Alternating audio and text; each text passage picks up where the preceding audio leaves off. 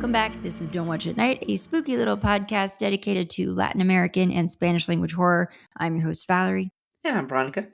We are on the other side now of Super Bowl Sunday, so we did enjoy that show. And we also watched Green Day perform. They opened the show because my middle son he's in his rock star era. So he's very familiar with a lot of rock. His rock music education has gone up considerably, Ron. I'm very impressed with him. He knows Black Sabbath. He knows driving him home from practice. That's where he's at tonight. But driving him home from practice, he'll listen to classic rock stations. I told him, I'm like, well, that's great, but I also want to introduce you to like jazz and blues. And there's a lot of guitar there. And it's important for you to have that as part of your education. He just graduated. So he went from, there's Rock 101, which was like where he started. Now he's in performance rock. And I don't really know what that means. I don't know if it's going to teach them how to be better showmen up there on the stage. How to be more complex songs. I don't know. Yeah. That's cool though. It's cool. I mean, so with this graduation, the music catalog is bigger. So they have access to more songs that they can potentially cover. Okay, we can get to it because it's the middle of the week and Veronica just got home from work. She hasn't even had dinner yet. I, on the other hand, just finished dinner and I'm wearing my fat pants so that I can be nice and cozy. We watched 2018's supernatural horror film, Down a Dark Hall. This is directed by Rodrigo Cortés. And it's just real important to note because this is based on a 1974 young adult novel of the same name by Lois Duncan, who also wrote I Know What You Did Last Summer and another book called... That was a book. I Know What You Did Last Summer? Huh. I Know What You Did Last Summer, which I want to keep. Came out in the 70s, I want to say. And then Summer of Fear. I Know What You... Oh, the book. I thought you meant the movie. I was like, no. No, the book came out in the 70s. Okay. And this book also came out in the 70s. I think I said 74. It's either 1974 or 1976. I can't remember. But then there's another book that she wrote called Summer of Fear. All of these are movies. Summer of Fear was a Wes Craven film, I believe. But all of these got made into movies. So I say that because it's directed by Rodrigo Cortés. We are, like we said in one of our previous episodes, guys, Ronnie and I are starting to sort of open our nets a little bit wider so that we're looking at films that, in this case, Rodrigo Cortés, Spanish filmmaker. This is a film that was distributed by US and Spain, so you could count it as like a Spain film as well. But, it's obviously based off of a book that's not by a Latino author. So just something to know. I mean, does this get in there? Barely. But we're doing it anyway. Is supporting the work of a Latinx director. Totally. Yeah. Hopefully he does more stuff. But anyway, so let's go through the cast list a little bit. It stars AnnaSophia Robb, who I really only know from that Bridge to Terabithia movie. That's that little girl. I know her from that. And then she was in this. It only lasted one season, which is bad because I liked it. It was a PBS masterpiece. What was it called? Mercy Street. It was set during the Civil War. Oh, cool. Era. So she was in that. Interesting. Well. Those are the two things I know her from. So AnnaSophia Robb, Isabelle Fuhrman, Victoria Morales. It's not Morales, it's Morales. Taylor Russell, Rosie Day, Uma Thurman, Noah Silver, Rebecca Front, Pip Torrens, who plays the math professor. I just think it's cute that his name is Pip. And Jodie May, who's the literature woman. She looks almost exactly the same as she did in the Last of the Mohicans. Yeah. She wasn't billed in the Wikipedia entry for this movie, but I was like, hey, I know Jodie. We're not leaving Jodie May off this list. Yeah, she looks she looks great. The minute she was on there, I was like, hey, that looks like... But I was thinking it can't be her because surely she would look older. Yeah. No, she looks great. She looks pretty much the same. Okay, so, and it is available on Amazon Prime. So just to read you guys a little bit of a little blurb on it. Kit Gordy, a difficult young girl, is sent to the mysterious Blackwood boarding school after her delinquent behavior becomes too much for her school and her mother to handle. When she arrives at Blackwood, Kit meets eccentric headmistress Madame, is it Dure? Dure, that's how they said it in the movie, Dure. Yeah. And the school's only other students, 4 teenage girls with similar behavioral problems, Veronica, Ashley, Sierra, and Izzy. The girls attend a variety of creative and intellectual classes, which begin to draw out unknown genius in them. good standard hour and a half ish movie, and came out in 2018, so it is older. Veronica, first initial thoughts on this one? You watched it last night? Yeah, late. Yeah. But I did stay awake for it. I liked it. I thought the opening shot was pretty cool, and I mean, overall, I liked it. I did think the end maybe got a little overwrought. Okay. Maybe, a little overwrought. Overall, I enjoyed it. Yeah, I feel I did not, even though I knew Uma Thurman was in this movie, like when she first appeared, like I almost didn't register. Like, I actually think she looks a lot better with the dark hair. Yeah, than her normal blonde. She has an accent in this film. She's like, what? She's supposed to be French? French, yeah. Okay. It was really throwing me because I was just like, that's Uma Thurman, but and it's like I couldn't quite place the accent, and sometimes it felt very heavy and other times it felt very light. I'm just like, this is throwing me a little bit. When you say overwrought, I'm wondering, because I felt like this movie, it took a while to build. And so then like things start snowballing at the end, and it just sort of seems to wrap up fairly quickly. Was that your feeling of it, or the execution? Because like, as people start saying weird things like the men in my head, and I'm like, but nobody ever asks, well, what do you mean? Like, what is that? What do you mean the men in your head or the voices in your head? Like, I see things, and nobody. Well, see, I have some questions that I'm going to bring up later related to that, because I'm like the obvious follow-up question, like, what the hell are you talking about? Explain that, please. Like, nobody ever says that, right? Yeah. So, my initial thoughts were, the other thing to know, obviously, you pick it up right away. This is it's very much a movie for the youths, and I am an old. But even that aside, like, I thought it was fun. I enjoyed it. I think like. I've never seen the adaptation of Summer of Fear, but we've all seen I Know What You Did Last Summer, and that's a fun adaptation. This one is, like I said, feels a little bit more of a slower burn. It is gothic horror. It does kind of build slowly. Yeah, gothic ghost story type thing. Somebody in one of the reviews we linked kind of likened it to like some of the older Harry Potters that tend to turn a little bit darker. I don't know. I'm not as versed in the world of Harry Potter. That was just I kind of just conveniently slipped right by that what's the word, phenomenon.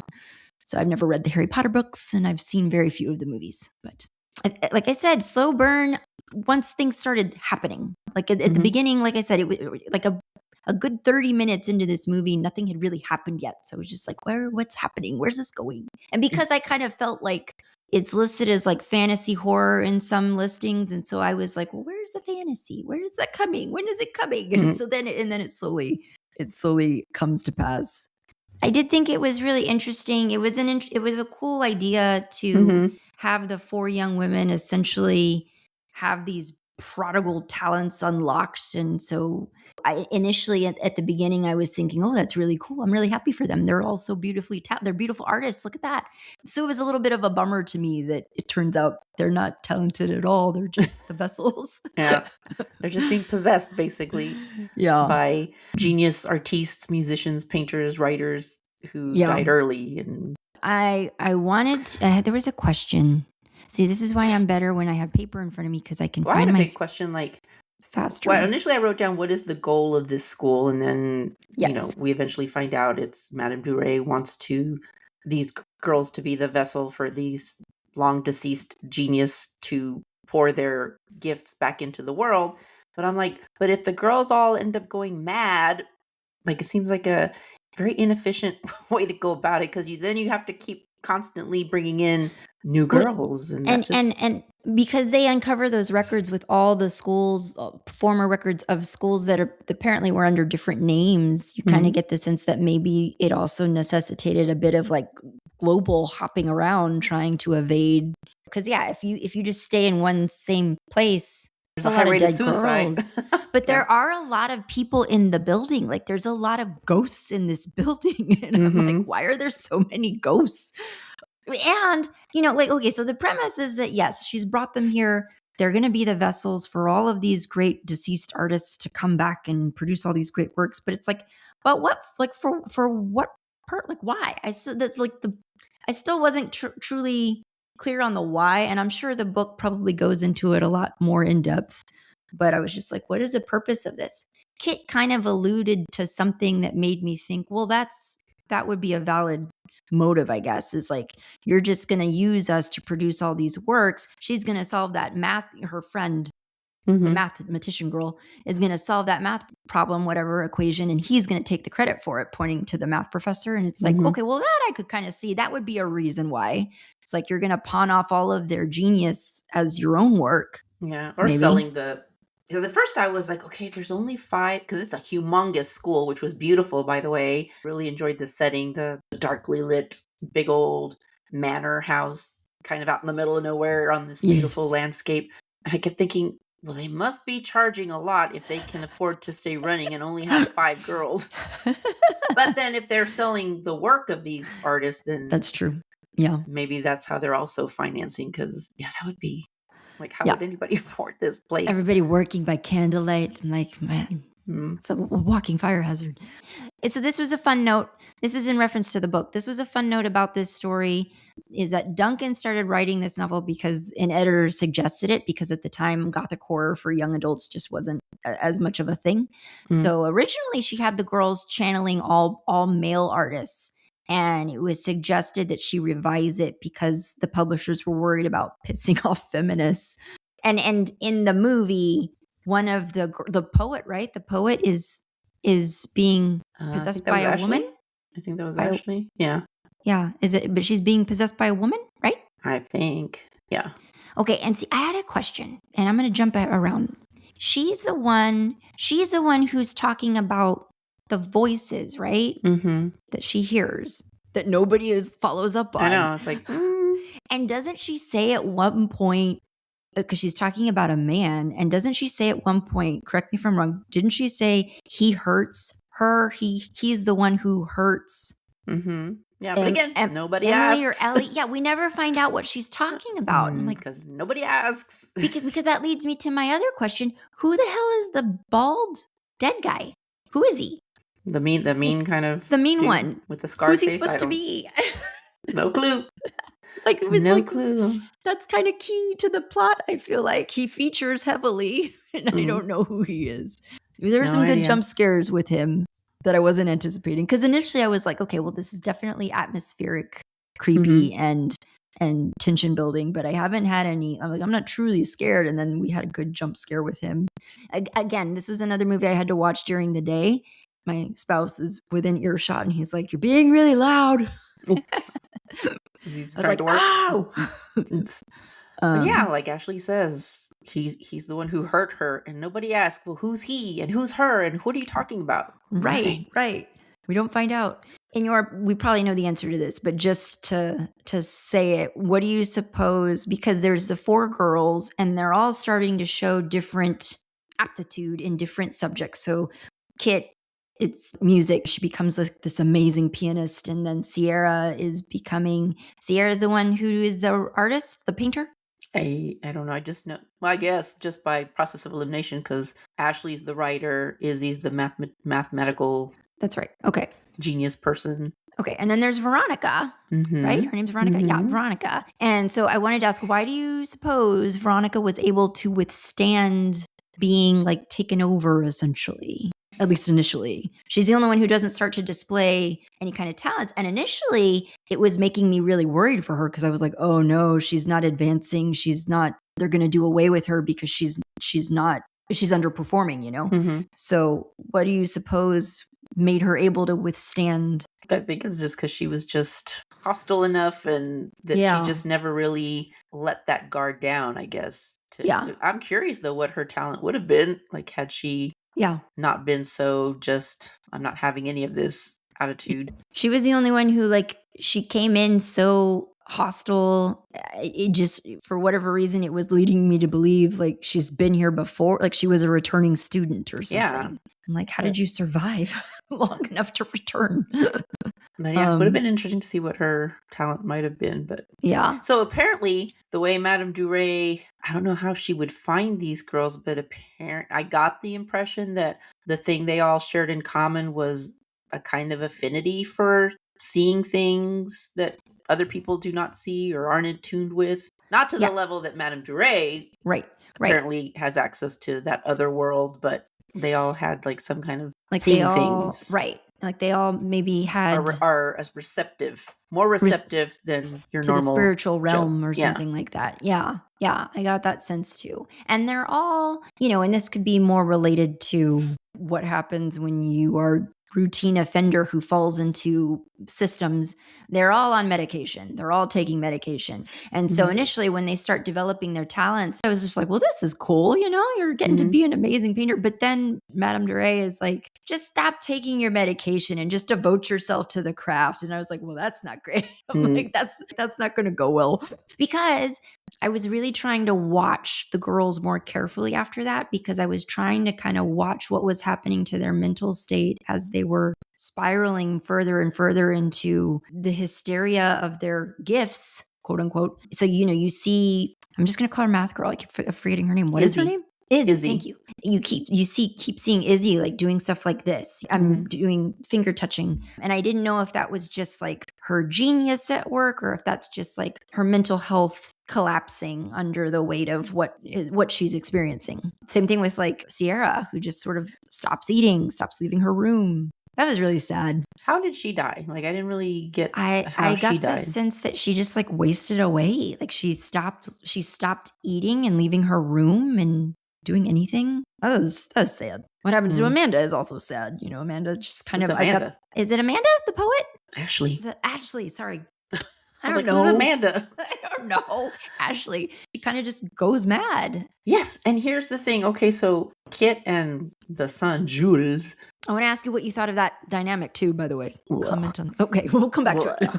We'll come back to it. Find her in her room, and I don't know if she'd cut herself but she's clearly mentally not well, and they leave her alone. It only takes one of you to go use the phone. One of you should stay with her. I mean, she was still like talking to her, essentially to herself and babbling to herself, and they both left her. Does she launch herself off? Does she get pushed off? I'm assuming she launched herself off, right? Yeah, she was already just tragic. Did you recognize her? Because she was the one in that first opening shot, the slow-mo fall. Did you? Well, yeah. Once I saw that scene, that's got to come into play at some point. That's somebody that's going to come. I was thinking it was a girl from a past class, that AnnaSophia Robb character would find out what happened to her. Well, I was kind of hoping that maybe it was like, this is a dream sequence. This is what could happen, but maybe because that's the other thing. So Kit seems to hallucinate more vividly than anybody else. All of the other girls kind of talk about how they've been more receptive their whole lives to, like you said, seeing things that weren't there, maybe being more receptive to spiritual things. But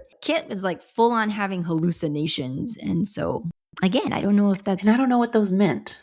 I don't know what most of those meant. Because it seemed like a lot of the things she was hallucinating, well, they're not visions. They're not like things that... She's not like predicting the future or anything, other than seeing her father. Her father kind of acts as like the figure that leads her to safety at the end. And then were they hallucinations, or was she actually experiencing them? It's hard to say because I don't know what the point of them was. Yeah. Because they weren't, you can't even say that they were foreshadowing. That's what I'm trying to say. Question for you, Valerie. What? Why was Miss Orlowski, or however you say her name, so damn strong? She's like body slamming everybody. She's like an older woman. Looks like a housekeeper, but like she's a grandma. Strong. And again, things we don't know, things that aren't covered in this short little blip of a movie. But it's like, what is her situation? We know she obviously has a son who's passed that she's trying to reunite with. But like the other professors there all have buy-in on whatever it is that Madame Duray is trying to do. It's like, how did she find these people? Why? What is the buy-in here? Yeah. What's their stake in this? That they're willing to sacrifice all these young multiple girls. However messed up or their personal lives might have been before coming to this school, they're still human beings, young girls. Right. Okay. Let me see. I had another question, but there are questions that we don't have answers for. I really wanted to know who the angry bald dead guy is. And I thought maybe you had. No, I don't know who he is. I had to know why Miss Orlowski's so strong. I started watching this movie on my television, and then I had to switch over to my phone because I couldn't get. It was so dark. This is another one of those films where it's like it's so freaking dark, and I can't see anything. So I had to watch it on my phone. So things in the shadows. Am I supposed to be seeing? Because you kind of do see the reveal doesn't happen till later when we see that this mansion is crawling with ghosts because you see things moving in the shadows and they kind of look like people. And you're like, what the hell? What did you think of the scene where Veronica and Kit have gone up and found all those old files where they find out about what's happened to girls that have been at the school before? Miss Orlonsky, or how do you say her name? Orlovsky? Whatever. Miss O, I'm just going to call her Mrs. O, and Miss Dure find them, but Veronica tells Kit to hide. And so Veronica's there to just kind of take the blame because to take the fall. She's the tough girl. You see all the ghosts coming up behind Veronica, and Miss Dure says that basically, you're worthless, you're a waste of my time, I'm just going to give you to them. And so they haul her away, and we don't know what's happened to her right away. Later on, Kit calls everybody down, and this is where she confronts Madame Dure and the other professors there to just be like, you're just using us and throwing us away, essentially. And that's where Madame Dure says, yes, you're just vessels. You think that you came in, you couldn't even play scales, and now you're doing concertos. And she's like, which made me sad. I was like, this sucks. I really wanted her to be super gifted, but she goes and she finds Veronica, who has now been possessed, like fully possessed, and is like in demon form, trapped in a circle. Is she possessed by old bald guy? Oh, I don't know. I didn't even think of that. Because at the end, once Kit essentially beats the ghosts out of Veronica, is just like slapping her around and being like, and that's where the ending started to go a little wonky for me, that you could just it would be that easy to break a demonic possession. Right. And that she wouldn't be fully trying to attack you herself because she's super strong because she's possessed, and she doesn't try to really do anything to Kit. And so then later on, when we see in that final scene where we see Uma Thurman, Madame Dure, but I'm just going to call her Uma Thurman come down the stairs, and she looks to be possessed now. And I thought that her demise was epic. Even though she's the bad person, she's still Uma Thurman, so I was sad to see her die. Okay, so now we can ask. The dynamic of her son, what's his name? Jules, and Kit. I did not like, not necessarily because it was a romance element in this story, but I did not. He's her teacher. She's a teenager, a minor. Well, how old is she? She's not much. Yeah, he's not much older than her, but she's. They're minors. I'm sure they're not above. She's for sure a minor. She's playing the piano and he's hanging over her. Yes! I'm like, that's in front of the other girls. Whether anyone else is present or not, it's highly inappropriate. Right. This is highly inappropriate behavior. So I'm glad that didn't live long, primarily because she finds out that he's in on this, and so she's rightly betrayed. Was not expecting him to die either, though, to be honest. So when that happened, I was like, oh man, I guess you had to die, though. You had to die. That's important to note. I'm pretty sure everyone that is affiliated attached to the school does die. We don't actually see the literature professor die, but she dies. She doesn't make it out. Yeah. So yeah.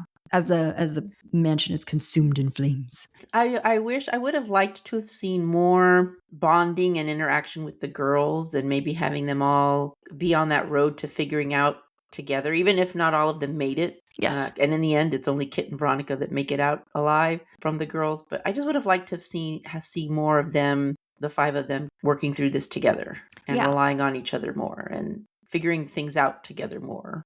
And asking more questions. And I thought that was a missed opportunity. I know that this would have been covered in more detail in the book, but what the movie could have benefited from more is really drawing our attention to what's happening when we start to see them displaying their gifts in class. And we see a little bit of it. They do kind of comment when they see Sierra just obsessively painting on her easel and not even really looking at the easel. She's looking at, something else. Mm-hmm. So, we do see moments where it's it's clear something's wrong. They are aware that something's wrong, but the movie doesn't spend a whole lot of time on, you can maybe have scenes where you've got the girls bonding over trying to figure out what the hell's going on with Sierra, or trying to figure out why they can't wake Ashley up when she's in her writing state. You could have more character development scenes where the girls are trying to work this out. Like you said, if you see your friend who doesn't paint suddenly painting like that, that's intense. That's scary. That's cause for alarm. And Kit playing the piano, hers seems the most violent, because it's just she's playing to the point that she's like sweating and out of breath. I was also thinking about her little finger pads. Her little finger pads must hurt. What do you think of the scene where place is burning down? AnnaSophia finally limps out, collapses, and they put her in the ambulance, and they're working on her because she's coding, and then her father's sitting there. What did you think of that whole scene? I mean, so The like vision of her father. the vision of her father, and important, I guess we didn't even talk about that, but like in the opening of the film, the opening sequence is her as a little girl walking outside on like Christmas night into the snow to see her father, who's standing there walking off. This film does have that element of grief where the whole movie, she's this young person who lost her father to a terrible accident when she was a little girl and has kind of never really gotten over it. And so she's grappling with, she never got to say goodbye to him. And so that scene in the ambulance with her father as a ghost, and she tells him, she's like, I'm dying, aren't I? And he goes, yes. And she says, well, I want to stay with you. You know, it's essentially her getting her chance to have that goodbye with him. Yeah, but her actual goodbye, it was just like, goodbye. Like, yeah, just like, he looks like he's about to cry, and she's just like, I'm gonna be okay, bye. yeah, like, okay, bye, you can go, like, okay. And she's a great actress, so it's like, I know she could emotionally go there, but I guess like she chose not to go there in that scene. And, you know, like it makes me wonder, because I think Madame Dury does tell her at one point when she's threatening her, she's like, if you stay here and see this through to the end, you can be closer to your father than ever before. But if you leave here, that access to him will be lost to you forever or something. So it makes me wonder if, like, coming out of this now, is she ever going to see him again? Because she asks even, will I ever see you again? And he doesn't actually answer her. He just says, I've got to go now. Mm-hmm. He doesn't ever say, yes, we'll meet again someday. All in good time, my daughter. Yeah, I'm glad Veronica made it. I'm glad Veronica got out of there. The whole time, because they're taking their sweet ass time getting out of the building. I'm like, you have to get out of the building. It's violently on fire. Anything? So yeah, actually, I won't say happy, but I was relieved when Jules died, because then I was like, okay, this dumb romance isn't going to go anywhere. It's never going to get off the ground. It can't now. I just always want to know, like, because you've hardly even spent time with this girl. Why all of a sudden are you willing to... Mm-hmm. Why did this not ping on your moral conscience before? What was with it any of those other girls? Yeah. Yeah. So I was like, whatever. Interesting movie. Let's see, 2018. What was going on in 2018? I don't know what the other horror movies of the time were in 2018. This feels very... I don't remember. Do you remember hearing about this movie in 2018? No. I've never heard of it. It honestly feels very, even more 90s than 2018 horror movies. Hereditary Bird came Box. out. Along Came the Devil. A Quiet Place, which you haven't seen. Gosh, that was 2018. I mean, the big one that's jumping out at me is Hereditary. Came out around that time. So yeah, just sort of a weird little, but there were some of the things we looked at online, guys, that we've linked for you guys, talk about how this is, like we said, very much a youth-driven movie. Some even called it children's horror. I don't know about that. Where did we start? What did we start the year with? I don't know if I can't remember what we started with the little Critters movie that we watched that kind of felt to us like a child's horror movie as well. Critters movie? The one we just, Don't Be Afraid of the Dark, that one. Don't Be Afraid of the Dark with the little critters. Oh, yeah. And then this one, so it's like we've been watching like some kid horror lately, which I'm here for. It's good. It was easy viewing. And so if you haven't seen it yet, you totally should. At least in our area, within my area, at least it was free to watch on Amazon Prime. Did you have ads? I did have ads. Amazon Prime start doing ads. I did. I'm pretty sure I had ads. I think I did. Now you have to pay. We're already paying for Amazon Prime. Now we have to pay extra to not have ads. Veronica's like, and here is where I will get on my soapbox and rant about.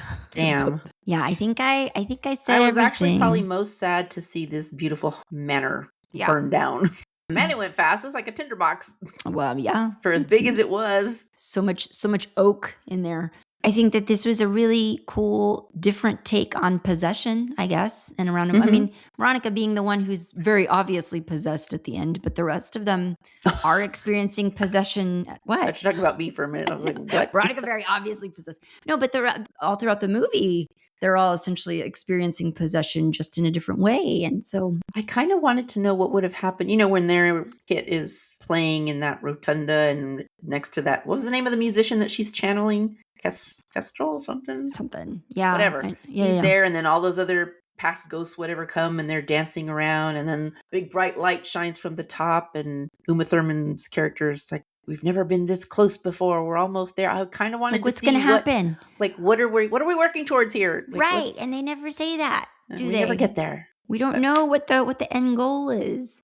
Also, why is it just mad genius artists and people that are like so interested in possessing people? Why can't it just be someone who like, you know, bakes bread or something? is a gardener, somebody who shines shoes? Why does it have to be somebody who's like, I'm a mathematician? And well, maybe that's what that mean scar do, because I mean, it's not art, but like a prolific serial killer, you could say there's some kind of like twisted genius involved with that. And maybe maybe that was Jack the Ripper. I don't know. Maybe. now I want to go read the book, if for no other reason, because I'm hoping that maybe they'd explain this person more. Because if he's not in the book, then I don't know why he's in the movie. Obviously, he's somebody. We just glossed over it. Also worth noting, and I didn't. What was this called? Down a Dark Hall? Down a Dark Hall. Ooh. The opening, this is one of those movies that opens on a screen with text. And so there is a quote at the beginning of the movie. I was going to write it down. Which I had to pause and zoom in on because it was so freaking small on my screen, the font. But it's referenced in one of the resources we have linked for you guys. I'm going to see if I can find it real quick while Ronnie is looking up whatever she's looking up, because they did reference the quote. And once you get to the end of the movie, you're like, oh, okay, yeah, that makes total sense. There's a RogerEbert.com interview that gave this movie 2 stars. I just really hated this movie, which is, I think that's unfair. I thought it was fun. Yeah. It doesn't have to be groundbreaking to be entertaining. No, he's just billed as disfigured man. Like that, come on, I need more than that. He's got to be somebody. I didn't really recognize anybody else besides Uma Thurman, AnnaSophia Robb, and... Well, so the girl who plays Izzy, she is also something of a horror movie darling. She's in that movie. She is the lead person in the movie. I will never remember the name of it. Orphan, the horror movie Orphan, which came out in 2009. And then there was like Orphan First Kill, and there's like a bunch of Orphan movies now. But the Orphan is that movie that's kind of somewhat based on a true story. The plot of Orphan centers on a couple who, after the death of their unborn child, adopt a psychopathic 9-year-old girl with a mysterious past. And I seem to think that this is a situation where she's not truly 9. She ends up being like a lot older, and she's portraying a child who is 9. And it's based off of a story. Off of an actual story that was in the news. I don't know how to say it, but it's a rare hormonal disorder that stunted her physical growth and caused proportional dwarfism. So anyway, I'm sorry, what were you going to say? No, the actress that plays Veronica, she was born in Corpus Christi, Texas, grew up in Rockport, Texas. Oh, that's cool. We know where that is. She actually is currently on that show, also on Amazon Prime, Ballard, which is kind of an offshoot of that Bosch. Oh, I found the quote. Okay, Bosch so at the beginning of the movie, the text on the screen is a quote from Homer the Odyssey. The quote is, "Sing in me, muse, and through me tell the story." Oh, that's which very makes appropriate. Sense. Very appropriate, yes. Okay, was there anything else you wanted to say about any closing thoughts or other questions that I doubt we'll be able to answer? I just never understand why, and this is not the only time I've ever seen it, but when you have like a parent dropping a kid off at a new, like they just drop them off and leave, like don't even make arrangements to like stay overnight. Yes. To kind of help them get settled in. No, just drop them off and take off. Well, and particularly this place, like, yes, it is a beautiful building, but it's dark. It's very secluded. It's out in the middle of nowhere. This is your first tour of the school. You have the tour in which you're dropping her off at for like months is your first tour of the school. And they're just like, okay, bye. Like, and nobody's there to immediately greet you. Like you're basically opening, hello, anybody here? Like nobody's there to. And I think that's even where they realize that, oh yeah, the rest of the students aren't even arriving till tomorrow. And she's like, well, then why did you bring me here today? And it's like, I would feel even less uneasy leaving my daughter there by herself with these random people that I don't really know. Don't even know their credentials. Yeah. So that was the only other thing that I was like, this is weird. Like, I would not do that as a parent, but. Ron, I was going to nominate the book that I brought it up on the last episode. You may or may not recall, but it is the book called This Thing Between Us by Gus Moreno. I think that would be an interesting read. I think a lot of what I've seen online describes it as just kind of like this movie in terms of like another story that focuses on atmospheric horror, slow burn tension building. But let me read a little bit about it to you and see if I can jog your memory. Okay, This Thing Between Us is a horror novel about a grieving husband, Thiago, who is tormented by supernatural forces after his wife Vera's accidental death. It's a book that blends themes of grief, guilt, technology, and cultural identity with horror elements like demonic possession. This is the one, and I did kind of read this to you and it sounds ridiculous, but go with me. I think the supernatural horror element is going to revolve around, he has a smart speaker in his home or cabin or wherever this book takes place that kind of becomes demonic or possessed. I don't know. So I think that's the tech horror that this incorporates, is that it seems to be a smart speaker that's causing some problems here. So I think we should give it a read. I think it'd be interesting. I am looking at a NPR review on it, written by Gabino Iglesias. So I'm hoping that this is going to be a good pick for us. So that would be my choosing. Here's just to give you a little bit more. A surreal excursion into heartache and horror, narrated by a man undone by grief. Along with allusions to Rod Serling and The Exorcist, there are shades of H.P. Lovecraft in there.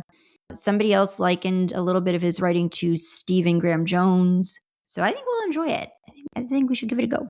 Okay. All right. So that'll be the pick. And we'll post about it on social media. This Thing Between Us by Gus Moreno. Pick up your copy if you have not yet, if you haven't read it.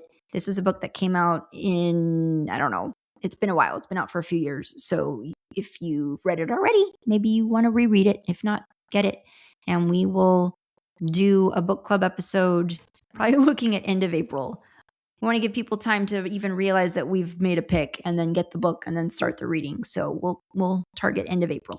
I did manage to get 2 episodes in of this show was it on Amazon Prime too or Netflix? I don't remember. It's called Bodies. Oh yeah. Alex started watching it. And it's taking place in 4 different time periods, more or less, I think about 100 years apart. No, it can't be that long. Anyway, lots of years apart, one's Victorian England, one's in the future, one's now, one's even earlier than Victorian England, where detectives in each of the 4 time periods basically come across the same body. Yeah, I didn't get into it because of all that time jumping. but that's really up Alex's alley. So I think he has been checking out episodes of that. Mm-hmm. We're still trying to work through season 2 of Fallout, which is fun. And what else did I start recently? Oh, I started watching it just because it was on after the Super Bowl. Yeah, it's called The Burbs. I want to watch it because The Burbs is one of my favorite movies. Yeah, so it's one of my favorite fun. Just it's kind of dumb. like a rebooted version of that movie. Yeah, it's been fun. What streaming service? Well, so I don't know that I'll be able to watch it Peacock? Yeah, it's Peacock, which we don't normally have. We only picked up that app for the purposes of the Olympics. And so I don't know that we're even going to keep it after this. So it's I'm getting into this show and I don't know that I'll be able to continue watching it. I want to check it out but it's fun. That's one of my favorite movies. I always watch it anytime I come across it on TV. I always used to think that it was scary because I remember Burbs? because I remember seeing it in rental stores when I was little and just being creeped out by the cover of the movie. Because he's standing in the middle of the street in the dark and it just looks scary outside. I don't know. So for whatever reason, I always got it in my head that it was like a horror movie. Is it a horror movie? I've never seen it. No. It's just funny. But it's stupid. I don't think when it was actually released, it was a box office hit or anything, but it's just a fun movie. I just like to watch it. Yeah. Yeah. So that's. And it has Princess Leia in it. Yeah. And Tom Hanks. Playing Princess Leia, yeah. And Tom Hanks. Bruce Dern. Corey Feldman. I always get the Corys mixed up. Corey Feldman. It doesn't give anything away necessarily, but Tom Hanks does sort of feature in the show because as this couple has relocated to this suburban area, she's getting a little bit of a history lesson on the founding of the community, and she's looking at pictures of the founders, and it does seem to be Tom Hanks's face as one of the founders. So it was just them doing a little nod to the original, to the source material. I want to check that out. Yeah. So yeah, it's fun. Okay, well, get that book if you can, and we will see you again soon. Thanks so much for listening. Bye. Don't Watch at Night is a Nest production. Executive producers are Valerie and me. Editing by Valerie. Music by Omar Chakor. Special thanks to Lorenzo Villarreal and Alex Street for production support for this episode. Listen to any new episodes every other Monday, and if you like our show, give us a rate and a review. It's the best way to help us grow.